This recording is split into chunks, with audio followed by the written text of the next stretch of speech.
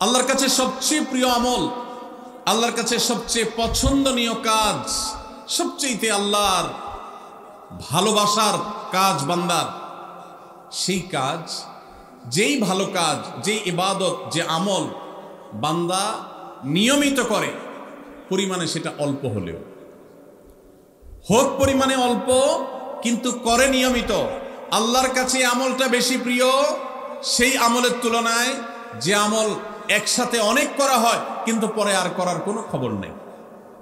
কেউ রমজানে কোরআনে কারীম 2 খতম দিয়েছেন, মাশাআল্লাহ, কেউ 3 খতম দিয়েছেন, কিন্তু রমজানের পরে কোরআনে কারীম 3 খতম, 2 খতম, 1 খতম দেয়া তো দূরের কথা, পরবর্তী রমজান পর্যন্ত আর কোরআনটা ছুঁয়ে দেখা হয় না, খুলে পড়া হয় না, তেলাওয়াত করা হয় না, 1 পৃষ্ঠা পড়ার সুযোগ হয় না।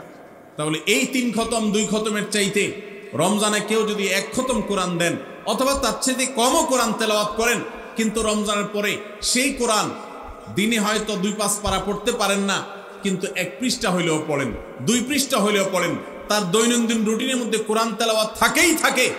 আল্লাহর কাছে ওই 3 খতম দেওয়া কোরআন তেলাওয়াতকারীর চাইতে মাত্র 10 পারা কোরআন তেলাওয়াত করেছেন যিনি রমজানে, কিন্তু রমজানের পরেও সেটাকে ধরে রেখেছেন, পরিমাণে অল্প হলেও আল্লাহর কাছে এই দ্বিতীয় ব্যক্তি অনেক বেশি শ্রেয় এবং প্রিয়। প্রিয় ভাইরা আমার, রমজানে আপনি অনেক দান দক্ষিণা করলেন, রমজানের পরে আর খবর নাই, আল্লাহর কাছে এটার চাইতে বেশি প্রিয় রমজানে তৌফিক অনুযায়ী দান সাদাকা করেছেন, রমজানের পরেও আপনি দান সাদাকা অল্প অল্প হলেও ধরে রাখার চেষ্টা করেছেন। আল্লাহ আমাদের সবাইকে রমজানে যে সমস্ত নেকামলগুলো আমরা করতে পেরেছি, রমজান শেষ হওয়ার সাথে সাথে সেগুলো বন্ধ না করে বরং সেই আমলের ধারাবাহিকতাকে আল্লাহ আমাদেরকে ধরে রাখার তৌফিক দান করে। ভাইরা আমার, আমরা কি রমজান মাসকে পুজো করেছি নাকি আল্লাহর ইবাদত করেছি? ইবাদত কি আল্লাহকে করেছেন না রমজান মাসকে করেছেন? আল্লাহকে করেছেন। যদি রমজান মাসকে কেউ ইবাদত করে, রমজান মাসকে যদি কেউ পুজো করে, তাহলে তার এখন আর ইবাদত করার দরকার নাই, কারণ রমজান শেষ হয়ে গেছে। আর যদি কেউ ইবাদত করে আল্লাহকে, তাহলে যে আল্লাহ রমজানে ইবাদতের নির্দেশ দিয়েছেন, সে আল্লাহর নির্দেশ রমজানের পরেও ইবাদতের জন্য আছে না নাই? আল্লাহ বলেছেন, ওয়াবুদ রাব্বাকা হাত্তা ইয়াতিয়াকাল ইয়াকিন। তোমার রবের ইবাদত শুধু রমজানে নয়, রমজান ইবাদতের মৌসুম হিসাবে ইবাদত বেশি হতে পারে, কিন্তু রমজানের ইবাদতের ধারা মৃত্যু আসার আগ পর্যন্ত তোমাকে ধরে রাখতে হবে, তবেই আল্লাহর কাছে সাকসেস হওয়া যাবে, তবেই আল্লাহর কাছে সফল হওয়া যাবে, সার্থক হওয়া যাবে। আমাদের এই জীবন সাধনা, আমাদের তাকওয়ার সাধনা, আমাদের সিয়াম সাধনা, আমাদের রমজানের ইবাদত বন্দেগী আল্লাহর কাছে কবুল হবে। আল্লাহ আমাদের সবাইকে রমজানের আমলগুলোকে রমজানের পরেও পরিমাণে অল্প অল্প হলেও ধরে রাখার তৌফিক দান করুন। সবাই চেষ্টা করবো তো ইনশাআল্লাহ। রমজান মাস আমাদের থেকে বিদায় নিয়ে গেছে।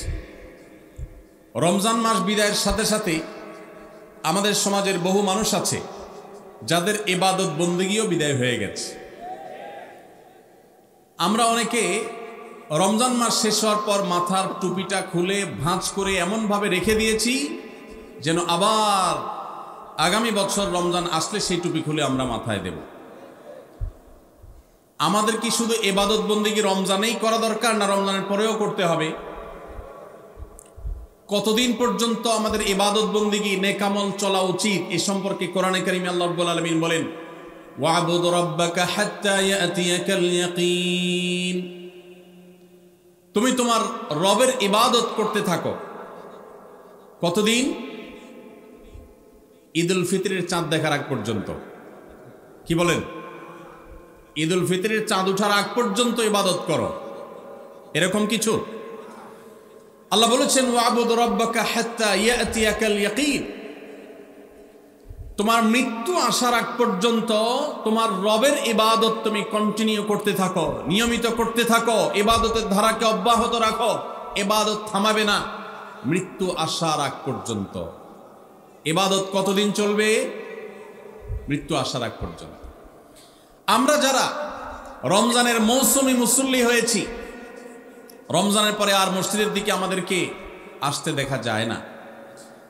আমরা যারা রমজানের দান সাদাকা করেছি, রমজানের পরে আর আমাদের দান সাদাকা করতে দেখা যায় না।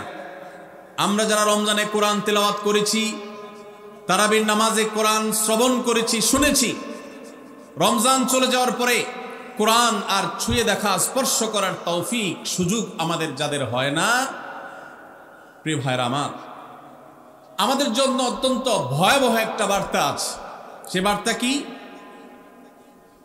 আল্লাহ রাব্বুল আলামিন কোরআনে হাকিমে ইরশাদ করেছেন তিনি কার আমল ইবাদত কবুল করেন। আমরা যারা রমজানে প্রত্যেকে যার যার সাধ্য অনুযায়ী কম বেশি ভালো কাজ করার চেষ্টা করেছি, রমজানে রোজা রেখেছি, তারাবির নামাজ পড়েছি, কোরআন তেলাওয়াত করেছি, কোরআন তেলাওয়াত শুনেছি, দান সাদেকা করেছি, তাসবিহ তাহলিল করেছি, দোয়া করেছি, রোনাজারি করার চেষ্টা করেছি, যতটুকু তৌফিক হয়েছে ভালো কাজ করার চেষ্টা করেছি। রমজান মাসে যে সমস্ত ভালো কাজ, যে সমস্ত নেকামল আমরা করেছি, এর কোনটা আল্লাহর কাছে কবুল হয়েছে আর কোনটা হয়নি এটা বোঝার বা এটার নিশ্চিতভাবে জানার কোনো উপায় বা সিস্টেম কি আছে? নাই। কিন্তু কোরআনে কারীমের একটি আয়াত থেকে আমরা ধারণা নিতে পারি কাদের আমল ইবাদত আল্লাহর কাছে কবুল হয়েছে। আল্লাহ রাব্বুল আলামিন ইরশাদ করেছেন, ইন্নামা ইয়াতাকাব্বালুল্লাহু মিনাল মুত্তাকিন। আল্লাহ রাব্বুল আলামিন মুত্তাকিদের, আল্লাহ ভীরুদের, যাদের মধ্যে আল্লাহ ভীরুতা অর্জন হয়েছে, যাদের মধ্যে আল্লাহর ভয়ের চেতনা জাগ্রত হয়েছে, সেই চেতনা থেকে যারা আল্লাহর আদেশ নিষেধ অনুযায়ী নিজেকে পরিচালিত করে, তাকওয়া চর্চা করে, মুত্তাকিদের কাতারে যারা নিজেদেরকে শামিল করতে পারে, আল্লাহ রাব্বুল আলামিন বলেছেন আল্লাহ তাআলা তাদেরটাই কবুল করেন। অতএব যদি রমজানের পরেও আপনার মসজিদের আনাগোনা, মসজিদের আসা যাওয়া বলবৎ থাকে, অব্যাহত থাকে, রমজানের পরেও যদি আপনার কোরআন খুলে তেলাওয়াত করার সুযোগ সৌভাগ্য অর্জন হয়, রমজানের পরেও যদি আপনার মাঝে মধ্যে হলেও আল্লাহর কাছে দুহাত তুলে দোয়া করবার তৌফিক হয়, সুযোগ হয়, সামর্থ্য হয়, রমজানে অনেক বেশি দান সাদেকা করেছেন, রমজানের পরে এত বেশি পারেন না, অল্প হলেও দান সাদেকা করার চেষ্টা করেন, তাহলে আপনি আল্লাহর কাছে নিজেকে সেই সৌভাগ্যবান মানুষদের কাতারে শামিল বলে সুধারণা করতে পারেন যাদের রমজানের আমল ইবাদত আল্লাহ তাআলা কবুল করেছেন। আলহামদুলিল্লাহ।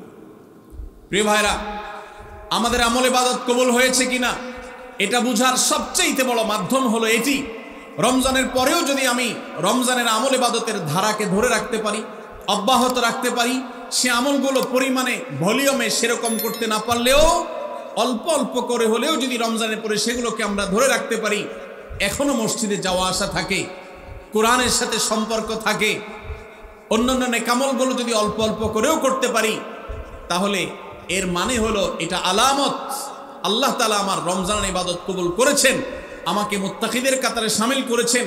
রমজানের পরে এখন গুনাহ করতে গিয়ে বুকটা কাঁপে। আল্লাহ দেখেন যে আল্লাহর ভয়ে রমজানে হারাম থেকে বেঁচে থাকার চেষ্টা করেছি, সে আল্লাহর ভয় এখনো বেঁচে থাকার চেষ্টা করি, হয়তো ততটা পারি না কিন্তু চেষ্টাটা করি, এটুকু যদি করতে পারি তাহলে এটা একটা আলামত, এটা একটা ইন্ডিকেটর যে আল্লাহ তাআলা আমাদের রমজানের আমল ইবাদত কবুল করেছেন। আল্লাহ আমাদের সবাইকে সেরকম সৌভাগ্যবান মানুষের কাতারে শামিল হওয়ার তৌফিক দান করুন।